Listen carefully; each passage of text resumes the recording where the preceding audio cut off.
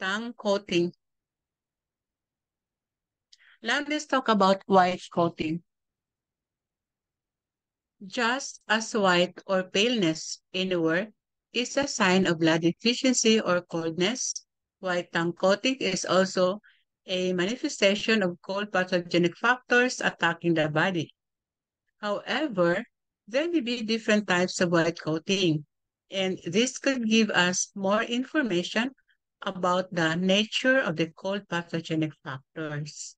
Okay? The first type is thin white coating. As we can see in the picture shown on the below. Okay?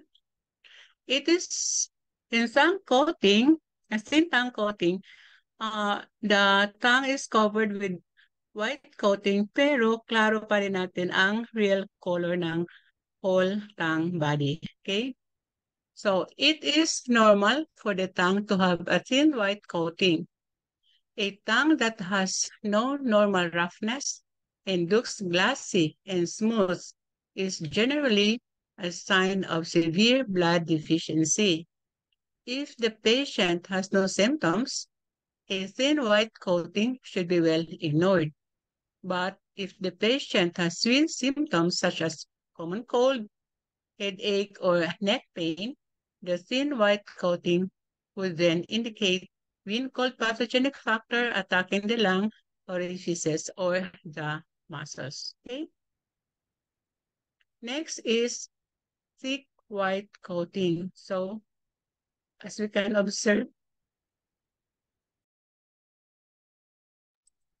as we can see in the tongue picture shown below, the tongue is covered with a thick white coating and we could no longer see the real color of the tongue body except on the side. So this is considered as thick coating, okay?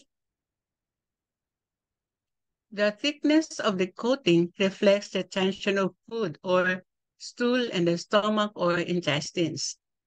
The white color again indicates cold. As coldness retards the normal function of an organ, the retention of food or stool should be a result of poor function of stomach or the intestines. So, if a patient complains of fullness of the stomach with reflux of food and acid, this would indicate stagnation and retention of food and should be treated by tonifying the chi or the function of stomach. Okay? Next type is slimy white coating. So, as illustrated below. Okay? Slimy coating is a glossy, mucus-like coating which makes the tongue look very wet. It generally indicates the presence of damp pathogenic factor, and in the case of the white color, is a sign of damp coldness affecting the organs. Patients with nausea or diarrhea following excessive cold and raw foods, or backache and frequent and excessive watery urination after exposure to external cold, damp weather could manifest as this type of tongue coating. This shows the need for improving both the yang and the functional qi. Okay. Next and the last type of white coating is dry. Dryness shows lack of water or yin deficiency. When combined with white coating, this would indicate dry coldness. If the tongue color is also pale, then this would be a sign for blood deficiency with dryness.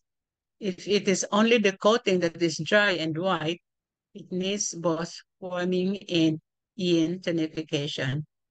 Okay, yun lang po. Thank you so much for listening.